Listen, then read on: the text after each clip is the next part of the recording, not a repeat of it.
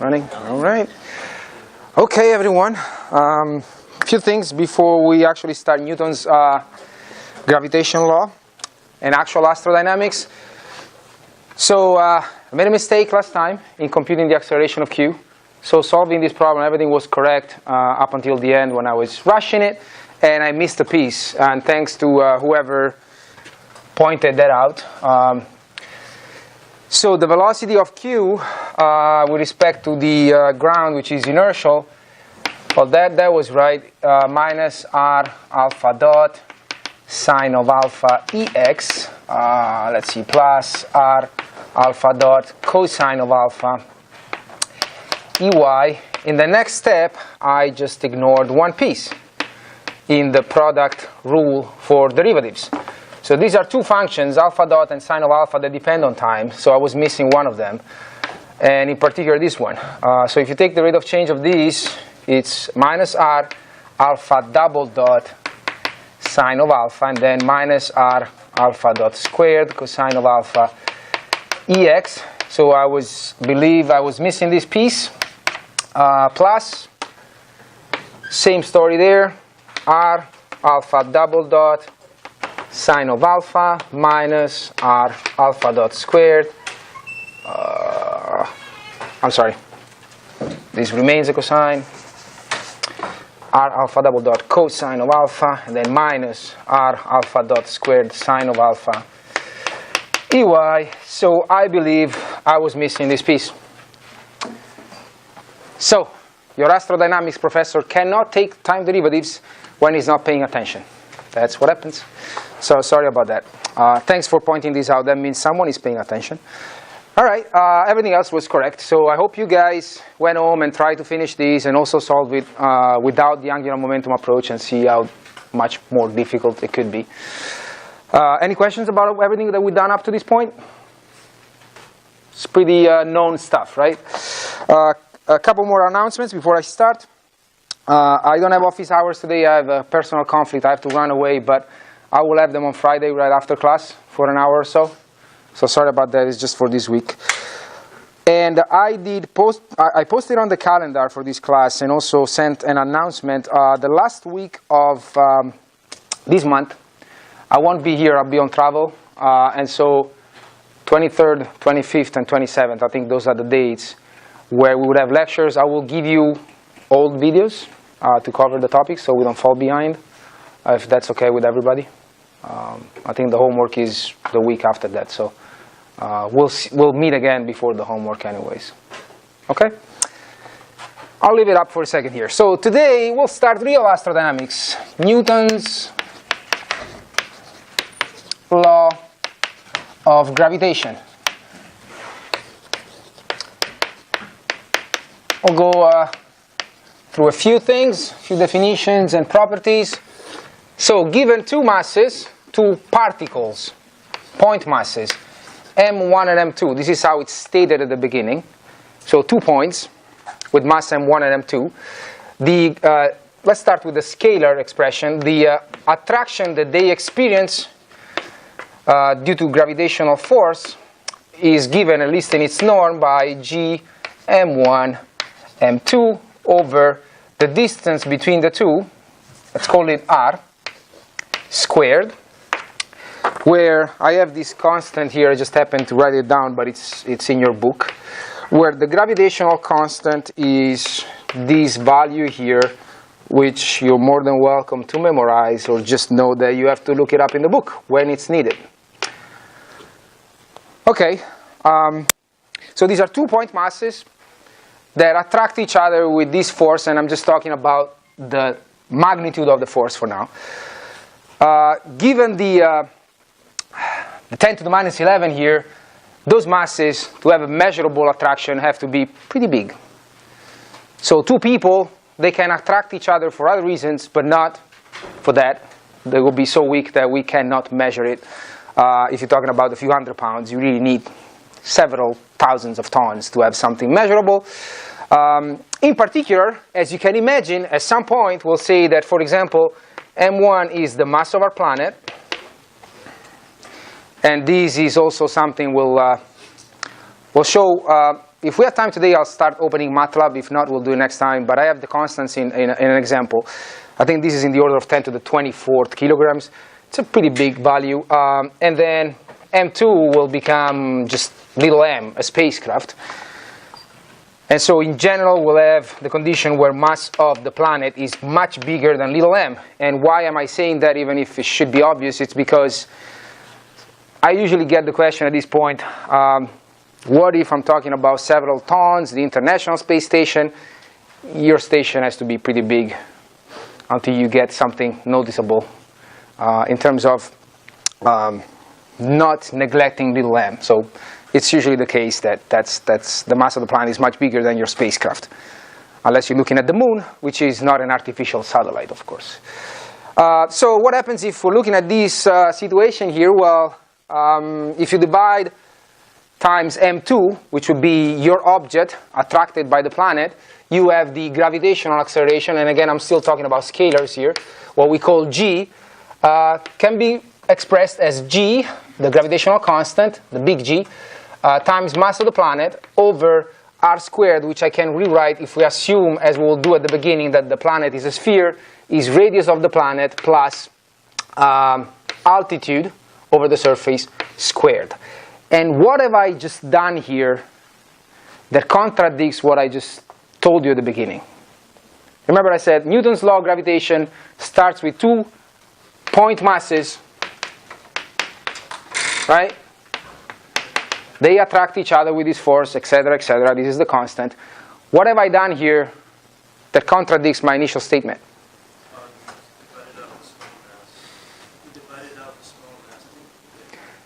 Yeah, but that's okay, because that was a force and this is an acceleration, so I can do that. So it doesn't contradict my initial assumption. But by saying that I'm talking about my planet, I am not talking about point masses anymore. This planet is big. It's not a point mass anymore. But you can still do it. We're not going to demonstrate it, but the demonstration is pretty straightforward. It's in the appendix of your book. This law of gravitation is still valid if your point masses are actually spheres. And so perfect spheres. So this is, for example, M1 and this is M2. And the mass inside the volumes is distributed in a uniform way. So for example, say this is your planet and this collapses to really just a point because it's very tiny.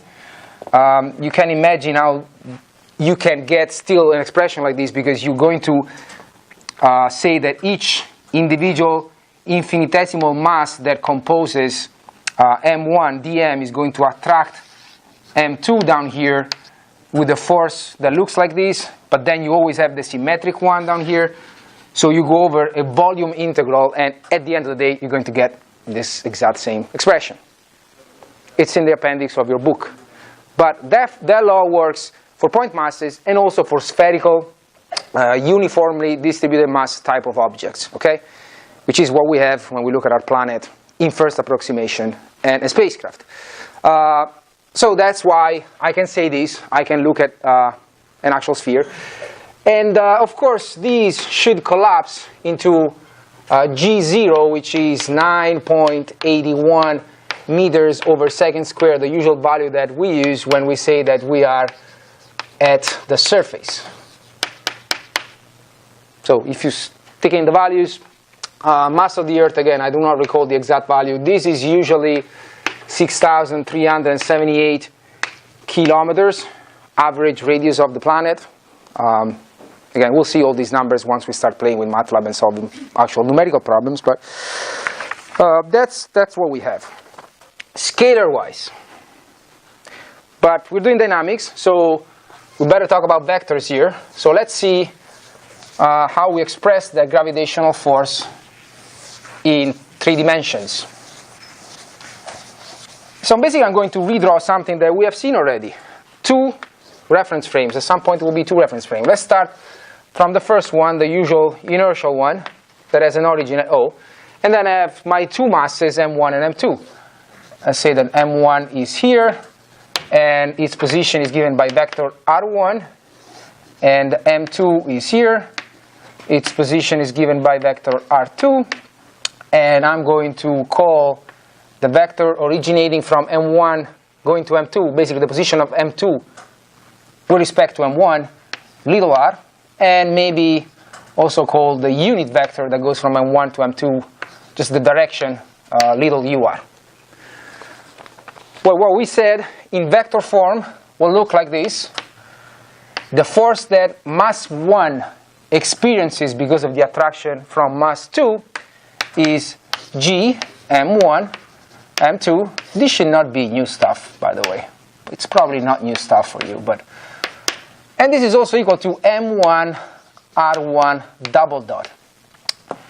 I am assuming from this point on that when I put a dot on top of a vector, that's its inertial time derivative. In other words, I will assume this, that when I take a vector B and I put a dot on top of it, this is the rate of change of the vector taken by an inertial observer. So this is inertial. Okay?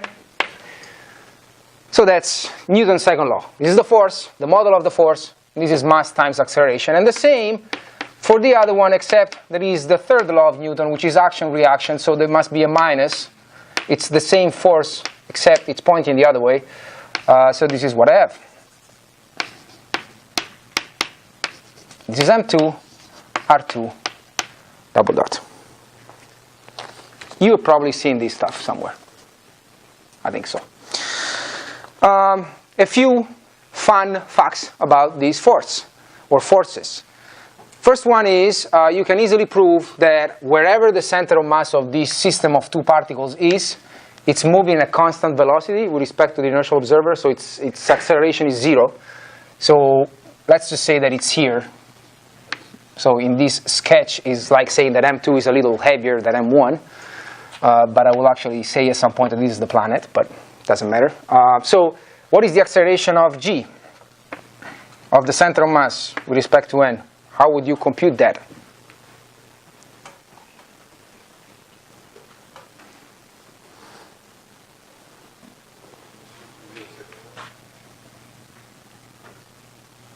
I have the acceleration of M1, right?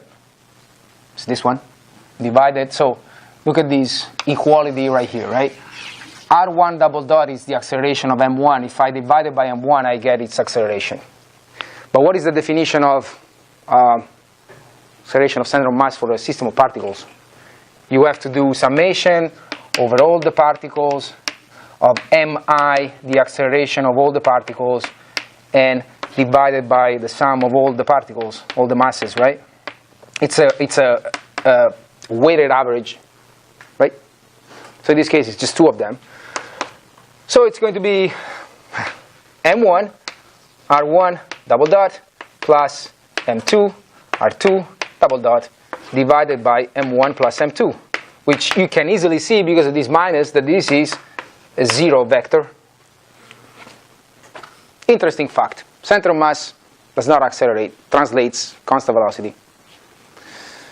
Okay, that's one thing.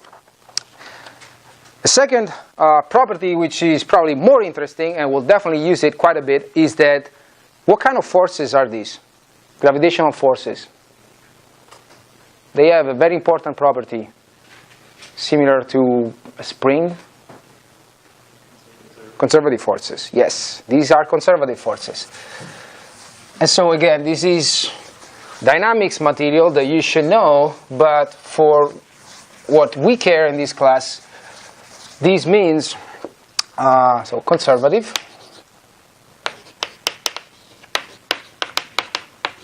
that, for example, if I define the mechanical energies as the kinetic energy plus some potential energy for each of the masses, it's a scalar value that it's constant in time. Once we define orbital parameters, this mechanical energy for a given orbit will be a function of the semi-major axis of the orbit. So there are some geometrical properties of orbits that connect directly to the mechanical energy. So there are very useful relationships that we'll be able to derive. So, but that's a fact when you have conservative forces. And what is V? For this type of forces, V, we'll prove it if you want, is this scalar potential energy function, G m1 m2 over R. Remember, little r is the distance between the two. Okay, I'll ask you a question. How do you prove that this is in fact a potential function that you can use to obtain the forces? What would you do? What happens when you have a conservative force and you're given a potential function? What can you do with that function?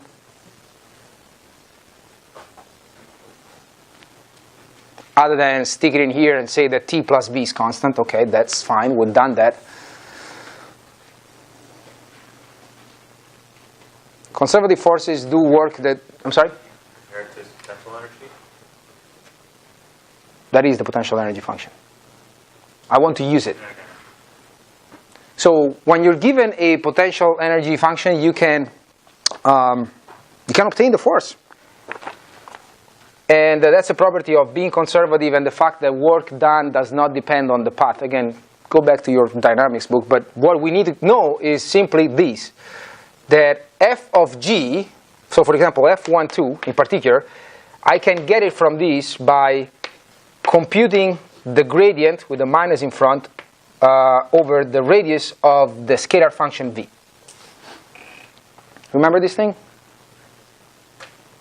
You probably haven't used it very much, but it's one property of conservative forces. Why am I going to prove this to you and show it here? It will become clear when we will talk about orbital perturbations and the fact that the planet is not an actual sphere, because there are more complicated expressions for potential functions with more terms here that allow you to model different shapes. This is good for a spherical planet. So how do you compute that? Any ideas?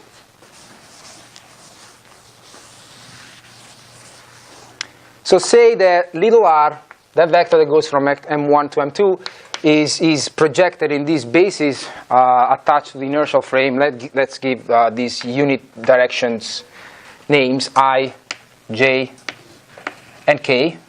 Why not? Can call them that way. It's 3 axes, right? So say that I've called the unit directions those ways. I can write this, right?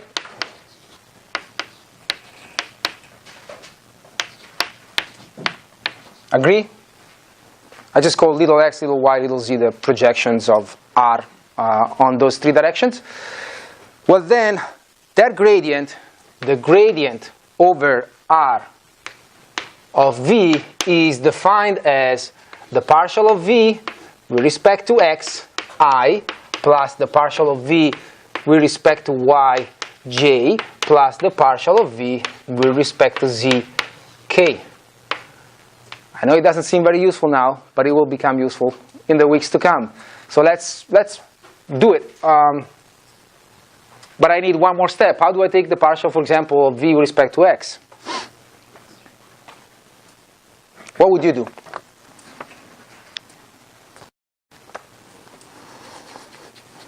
V is this expression right here, right? Forget about additional potential terms. That's v. I need to find a way to take the partial derivatives of that scalar function with respect to those 3 coordinates, x, y, and z. What is the first thing that you want to do? Maybe. Express r in terms of x, y, and z. Yeah, r is already expressed in terms of x, y, and z. The vector, so just the scalar. So basically, I say, okay, if I'm using those coordinates, this is g, m1, m2, that is multiplying x squared plus y squared plus z squared to the minus 1 over 2, right? Just another way to write square root at denominator. There's a minus here. Okay, so now I can take the partial of these. So it's going to look like this. The partial of v with respect to x, let's see. Minus 1 over 2 goes in front, minus goes away, 1 over 2. Those are constants, m1, m2. This remains x squared plus y squared plus z squared. Now it's minus 3 over 2, and then 2x. I'm not going to pause here because this is another derivative, and I want to make sure that I paid attention this time. I think it's correct. Okay, well, this is times I, okay? And you will have very similar terms for the other ones. m1, m2, just let's say whatever is in here, minus 3 over 2, it's the same parentheses. Now here you have a 2y j plus similar, except here you have 2z k. Few simplifications, of course. What happens? Well, what happens is that you have this g m1 m2 over this square root of this cubed, right? We see that? That I can collect. Do we agree with that? Okay. And then the vector parts basically become xy plus yj plus zk, which is nothing else than the r vector. And so I just going to bring everything here. I claim that I could get f12 as minus the gradient over r of v, which is what I just computed, except I don't have the minus there. But that's what I have. I have minus g m1 m2, that square root cubed, at the denominator is basically r cubed, and that is r. So this is exactly this force up here. If you multiply numerator and denominator times r, that's what you get. Agree? So these are not things that I want you to be able to do right away, but you need to know that they exist, and you need to know what page of your dynamics book you need to open to, oh, okay, potential function, this is what I have to do. These are the steps, I can get a force. I also have to refresh it myself. I don't go around thinking about potential functions every day of the year. But when I need them, I know where they are. So this is all interesting stuff that we use here and there, but I haven't done the very interesting thing that I want to do today yet. Okay, which page can I erase? I think this one. So let me this. Before I move on, just a suggestion. I wrote down here at page 66 of your book. Since again we're very close to using MATLAB for the first time, there are a couple of your book, the third version at least. I don't know about the second version, but the version I have and I put on the syllabus has appendices with MATLAB code, and there is a 2-body 3D .m file and a 3-body, I think, yes, .m file that I invite you to play with. They're just there for you to use. I think when you buy the electronic version, you can download M files. I think that's what I've done years ago, or 2 years ago. So all these things that I'm telling you, do this, finish this at home, they're basically uncollected homeworks. The idea is that there will be a seamless transition to homeworks and tests, so that there's no surprises other than those you create for yourself. So do this. It's going to take a few minutes. It's code that it's ready for you. You can play with it until I show you the code that I will share with you next time, or this time, if we can make it. But yeah, do that. But now, what do you think we really care about? What we care about is the situation where this is going to be my planet, Earth, for example, and this is a spacecraft, artificial satellite. So I don't really care too much about what the inertial observer can see, because I cannot be this guy, probably. I cannot be this little man here sitting on the sun. Remember the problem we solved last time in 2D? I'm going to try to see if I can do the same now in 3D. Basically, if I can look at this relative motion that is given by this little r vector from this point of view, and basically see the same thing that the inertial observer sees without being the inertial observer, because that's what happens. We're sitting on this planet, we launch a satellite, we can measure what it is from here. We're not going to the sun and measuring big R1 and big R2 and then subtract. We cannot do that, right? So, what I'm saying is that I care basically about this vector, acceleration of R2 with respect to R1, right? But this is still taken, all these time derivatives are taken by n. Okay, this is how n sees the relative position of m2 with respect to m1 changing in time. Okay, that's a fact. So we want to analyze these r double dot, and let's actually write it. What is this going to look like is the following. If you go back to what I just erased, you're going to be left with minus g m1 plus m2 over, let's say, r cubed r. Again, go back to what I just erased. Basically take the force that is acting on mass 2 divided by little m2, and the same for this divided by little m1, and you get the accelerations, subtract, this is what you have.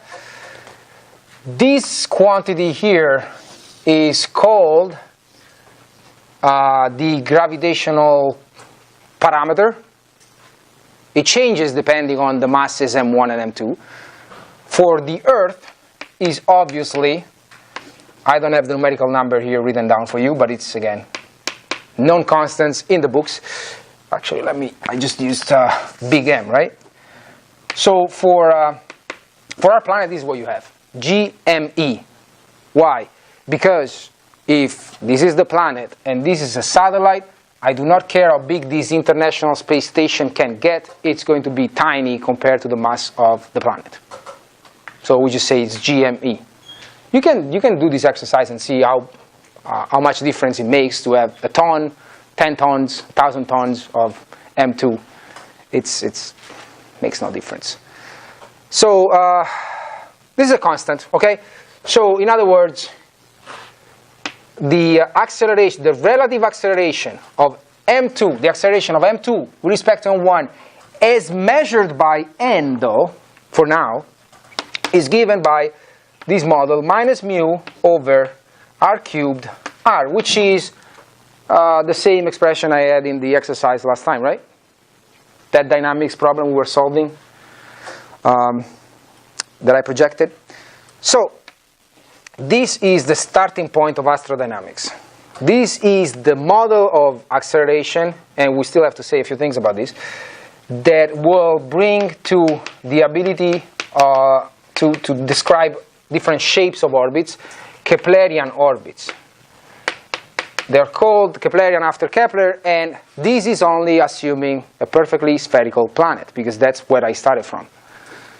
At some point during the semester, we'll add plus other terms to model more realistic shapes for the planet, but we don't do it for now.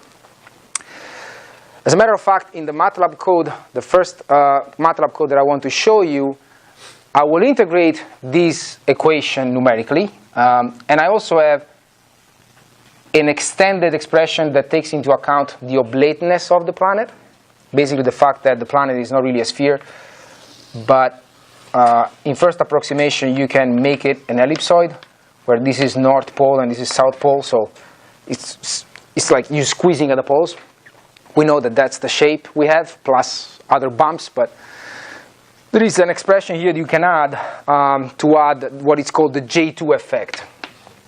We'll talk about this. I'm going ahead of myself, but I will show you how much of a difference it makes to have this term or not. For orbits like the one of the International Space Station, low Earth orbits, where you're close to the planet, ignoring the effect of the oblateness at the poles means that you're basically ignoring what is actually happening. Your orbit is not frozen in time, it's continuously changing plane, changing orientation in space, oscillating on the shape. So that's reality, and so not having those additional terms means that you're basically doing baby astrodynamics, which is most of astrodynamics classes do, to be honest, but I stress on the perturbations because that's what you really need to use. So we'll see that in MATLAB, but we start from this model. Everything is perfect, everything is spherical, Keplerian orbits. Now, this is what? This is a second order, of course, differential equation, vector differential equation. And how many? So if you want to integrate these in time, it doesn't have an actual analytical solution, but it doesn't matter. Analytically or numerically, what do you need? to integrate a second order differential equation that is actually a vector differential equation? What would you need? What do you need to integrate a differential equation? If I tell you that I'm going if I'm telling you that I'm traveling at 5 meters per second constant speed, and I ask you, where am I going to be in 5 minutes? In initial condition, right? Where are you starting from? I mean, I don't know where you're going to be in 5 minutes if you don't tell me your starting points, right? Starting point. So, how many initial conditions do you need? Go higher. More. 6. Why 6? Because that's a second order differential equation. If you add a simple differential equation, scalar differential equation, I don't know, x double dot equals kx. You want to integrate these, you need x times 0 and x dot times 0. Because that's second time derivative, right? You need 2. Now those are 3 equations. Because that's a vector. In other words, let me write it here. If I want to write the scalar form of this is what I have. Remember how I defined R? I have x double dot, which is equal to minus mu over the square root of x squared plus y squared plus z squared cubed times x. Then same story for y. So basically here I have the same times y. And then for z, I have minus this expression times z. So now this has become 3 scalar differential equations of the second order. So for each one of these you need 2 initial conditions, basically, if you want to count it that way. So you need 6. You need an initial condition in x, y, and z. You need to know initial relative position, and you need to know initial relative velocity, for example, so that you can solve these differential equations. Make sense? By the way, they are nonlinear differential equations. If my variables are x, y, and z, it's obviously nonlinear. Square roots, cube, etc., so nonlinear. What does it mean integrating in time? It means that you start from this position and velocity, and you can have a time history for x, y, z, x dot, y dot, z dot. You can plot a trajectory in 3D.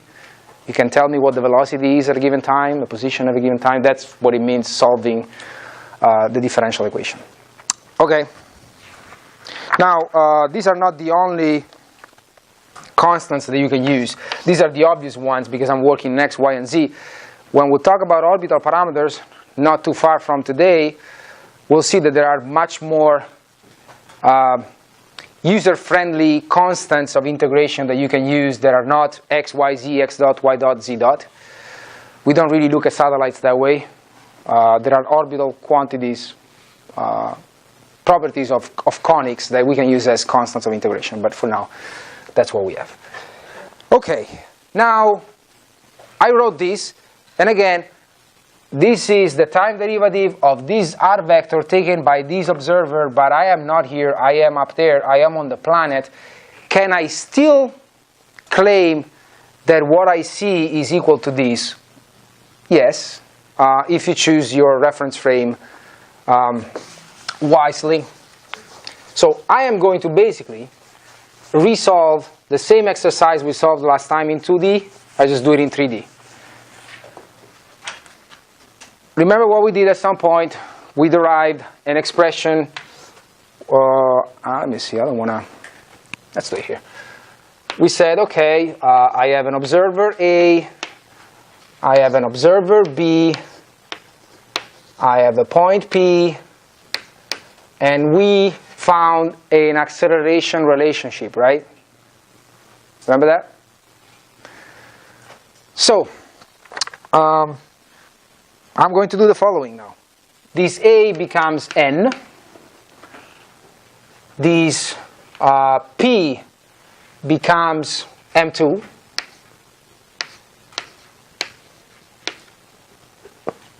And this B is my planet, M1. So basically I'm saying, okay, I'm going to choose a reference frame now whose origin of the coordinate system has the origin at M1. Right here. And I don't know anything about the orientation for now. Just leave it free to change. But I do know that that reference frame contains M1, which is the planet. Okay?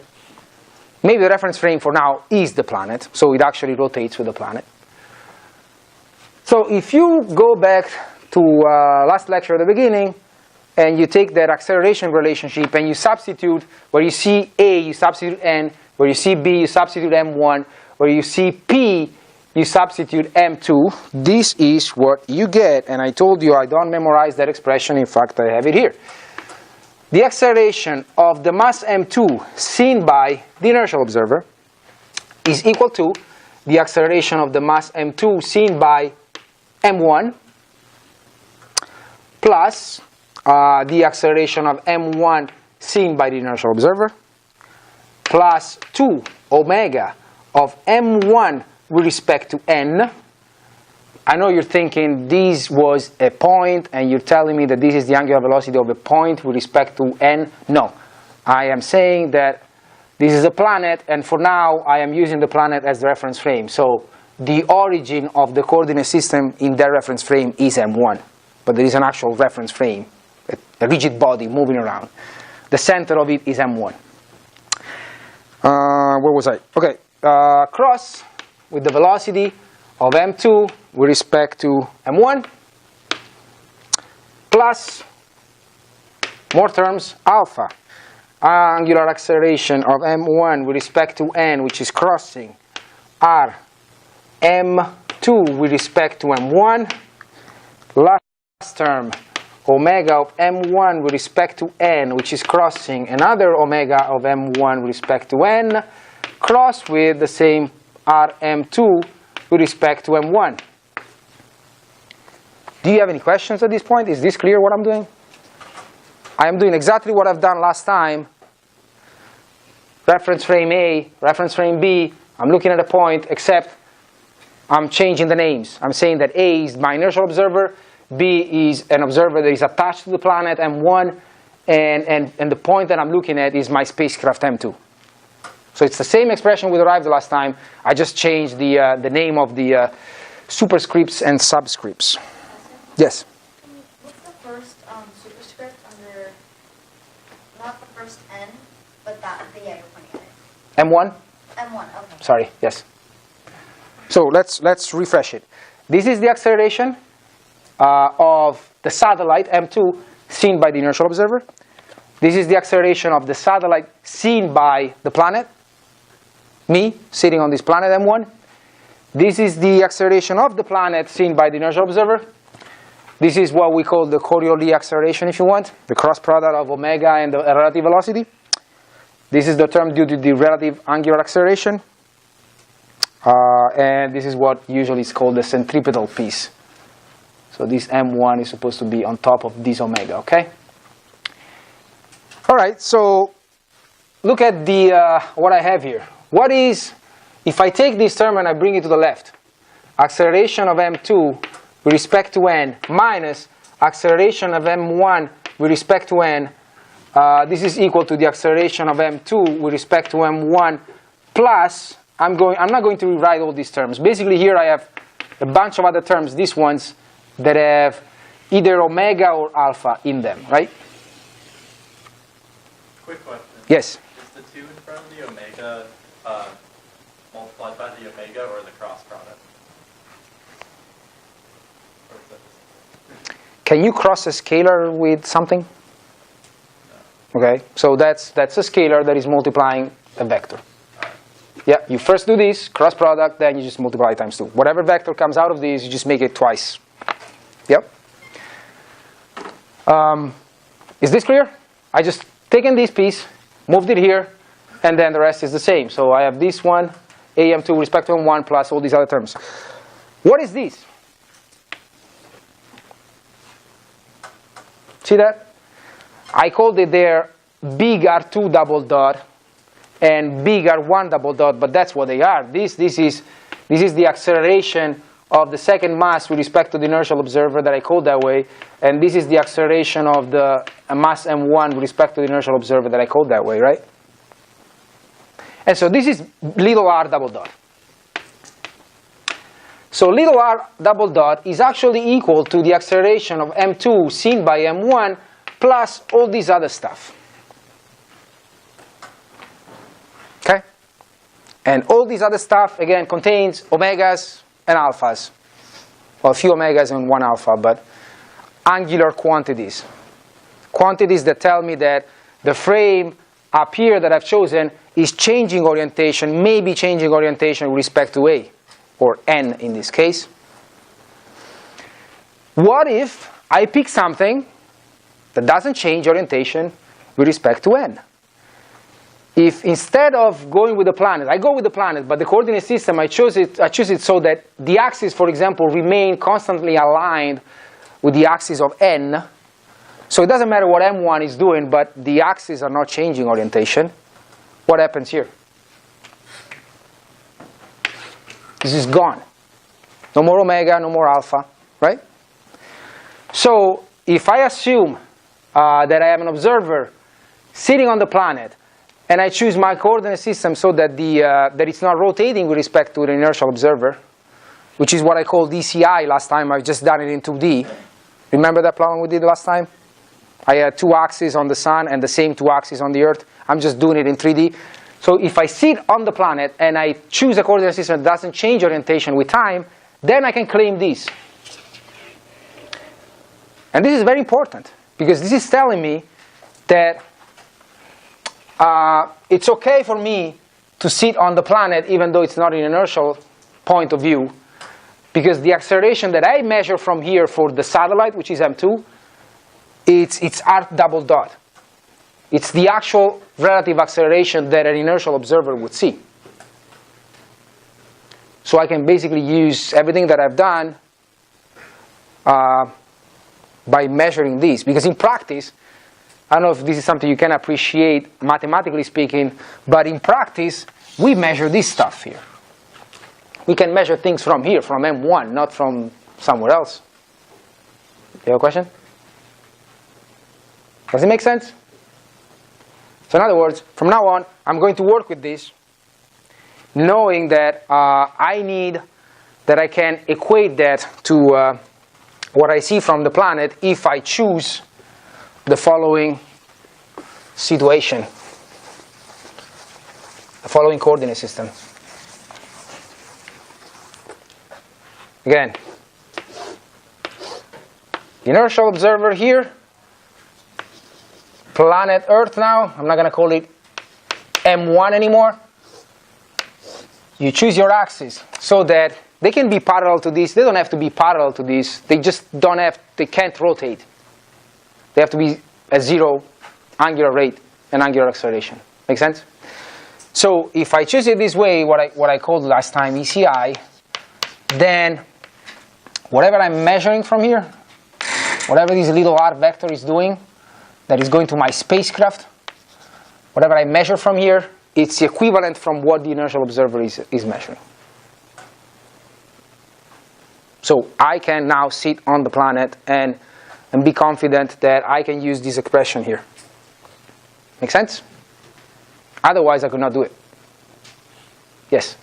For us, and the basis n is going to be fixed at the origin of the sun, right? The sun, or it doesn't have to be the sun, yeah, but if you want to connect it to the problem we solved last time, yes, it could be the sun. When it will be time, I will more formally define ECI as a reference frame whose coordinate has the center at the planet, does not rotate with the planet. This x-axis is pointing to a certain constellation, which is Aries, and then there is a y-axis. The z-axis, I think, is south-north, and then you cross the two, you get the y. So there are specific directions in space that are chosen for this to basically say that it's not rotating, that it's inertial. And this is updated every 25 years. We'll go through this when the time comes. So it's not frozen forever. It actually changes after decades. It gets updated. So now, before no MATLAB today, but I can introduce what we're going to do with MATLAB. How you actually integrate this equation in MATLAB, because that's what I want to do next time. Do you have any questions? Is this clear? You start from the law of gravitation. We know you can extend it to spherical bodies. We care about the relative motion because really I want to sit on M1. This is the law that gives me the differential equations I can integrate, but I want to make sure that I can use it being in M1, and that's what I've proven right there. Okay. How do you, so you guys have used MATLAB before, right? So have you used ODE 45? Have you integrated equations numerically? Yeah, you've done that? No? I see heads doing this and other heads doing this. So just as an introduction, we said that these differential equations that we have are going to look like this: minus mu over square root of that stuff cubed, x y double dot is equal to minus mu over square root of the same cubed y, and z double dot is equal to minus mu square root cubed z. Now when you, this is in general really for people working in dynamics and controls, we try to rewrite systems of differential equations, because this is really a system of differential equations, so that the second time derivatives go away. They don't really go away. You just do a substitution of variables and you make the system bigger and just dots appearing instead of double dots. You basically do a state space representation. By the way, x, y, z, x dot, y dot, z dot. This is what we will call the state vector. So how do I make these, how do I transform this system into something that doesn't have second order time derivatives anymore? You do the substitution calling for new variables. You say x1 is x, x2 is y, x3 is z, x4 is x dot, x5 is y dot, x6 is z dot, which is equivalent to that state vector. You can call this, if you want, big X, capital X, state vector. So, with that substitution, this system will look like the following. And the reason why I'm writing it this way is because that's how MATLAB takes differential equations in and integrates them. Okay, let's see. Let's look at the first equation. What is x double dot? It will become x4 dot, right? I'm going to write it down here. x4 dot is equal to minus mu. Now here you will have, if you want to be thorough, you have x1 squared plus x2 squared plus x3 squared cubed times x. And x is x1. x5 dot is equal to minus the same. Don't make me write it again, please. This is x2. And x6 dot, which is z double dot, is same quantity here, x3. Right? Agree with that? It's just a change of variable. And then on top of this, I'm going to add 4, 5, 6. x1 dot is equal to what? x1 dot is x dot is x4. x2 dot is what? Is x5. x3 dot is x6. This is my new system of now 6 differential equations where there's no second order time derivatives. Just added more variables and make them disappear. But at the end of the day, they didn't really disappear. I just increased the size of the system. So this is how MATLAB will take it will take basically this side here. We'll see next time. And every time step will integrate it. So it means that it's going to generate at each time step that vector, the integral of this, which is x1, x2, x3, x4, x5, and x6. At each time step, it will give you the state vector, because that's what it is. So that's how you set it up in MATLAB, so that you can create at each time step position and velocity. Again, relative position, relative velocity. Yes? When you analyze these equations, and you try to apply some kind of control history, how much do you give up? I'm sorry, could you ask a question? How much do you give up in terms of its actual behavior when you do when I do this, when I go from this to this, it's the same equations, yeah. You don't change really anything. I mean, if you think about what you have to do here, you have to integrate twice, 3 times. I integrate once, 6 times. In terms of complexity, operations, you're doing the same thing. It's just the way MATLAB will handle it. I think we're up with time. So we'll see a MATLAB example next time. Yes? Is your x2 and x3 your y and your z? X1 is x, x2 is y, x3 is z. Okay. So So on this board, okay, got it. should be x, y, z, x dot, y dot, z dot. And so when you see them with dots, of course, this is x dot, y dot, z dot, x double dot, y double dot, z double dot. Make sense?